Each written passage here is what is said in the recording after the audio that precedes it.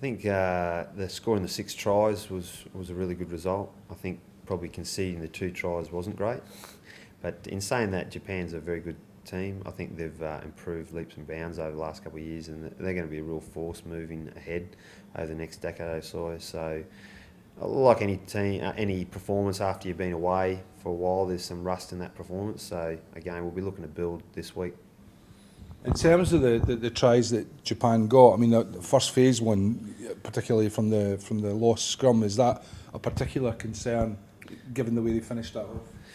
Yeah, listen, on both the tries, both kind of started from scrums. One was a quick tap, and the one was just a scrum turnover. Both of them we probably didn't react as quickly as we needed to, and then under a bit of pressure, duress, guys came out of a system which we have when there's turnovers in place. So, listen, really disappointed. I think one of the things from a defensive point of view, you always want to be really hard to score against. And there was periods in that game where we defended reasonably well for long periods against Japan and held them out and turned them over. But those 2 tries were soft, and you don't want to be remembered for those type of tries. You want to be remembered for, if someone does score a try, they've got to work hard to actually get it.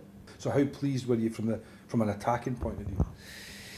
Yeah, great. I mean, we've just had part of our coaching assessment meeting this morning, and certainly that part of things we were happy with. And but again, we'll need to up that against South Africa because defensively they'll pose some really tough defence. So we're going to be even better. Tough game in Nels, good Scotland performance.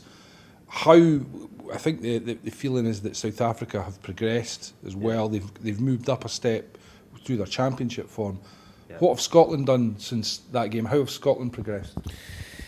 Yeah, I think the tour last year was really good because again we got to blood some younger guys. We got to go back after that championship and have a look at what we're doing in certain areas. I think we've advanced in a couple of areas, and certainly over this championship and leading in the Six Nations, we want to develop that even more.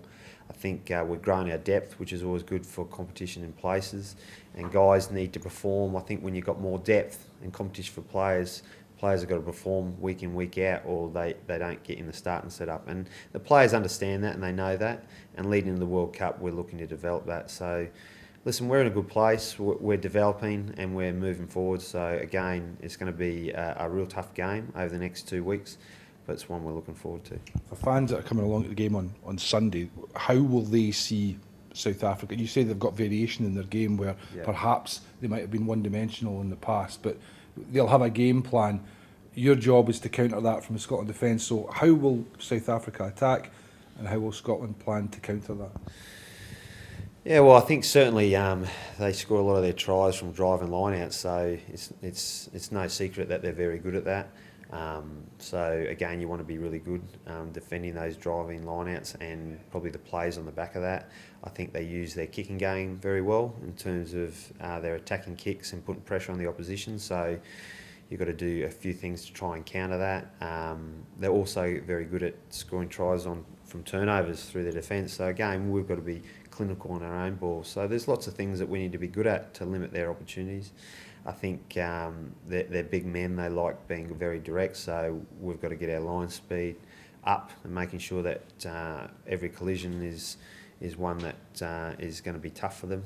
And if you don't do that, you've seen what they've done to some teams in the championships. They're very hard to stop. So Scotland utilised that drive as well on Saturday against Japan. So from a defensive point of view, when you've got a well-set drive like that, how do you stop it? What's the key to stopping it? Listen, there's lots of things. I mean, first of all, you try and not give teams too many line-outs. That's the first thing you do. But on the back of that, you can steal the ball in the air, and then when they get the ball down, you need to do certain things to try and stop their drive. It's easily said than done. South Africa is very good. You look at all their tries that they've scored over the last year or two through driving lineouts, and there's heaps, and they had a good one on the weekend again. So listen, we'll spend some time focusing on that, but also we've got a reasonable good drive ourselves, so we'll be certainly use that in periods of the game as well. And just one final question, momentum, getting that win in terms of going into the next 2 games, how important from your point of view, from a coaching point of view, from a playing staff point of view, is getting the win under the belt and looking towards the next game? It's always international rugby. You always want to get wins, don't you? And it certainly was a good starting point for us. We're under no illusion that it's going to be another step up over the next couple of weeks, but it's one that we're really excited that we got the win on board. And I think Japan's is a good side. Let's not forget that they're an emerging side. They're one that's getting better and better. They held the ball on for long periods of play, and it tested us, and it tested our fitness. And I think we made 154 tackles and 148 ball carries, and that was huge. And we talked to our stats man; he hasn't seen those type of stats for a while. So there was lots of work in that game because neither team kicked the ball a lot. So yeah, it was hard work.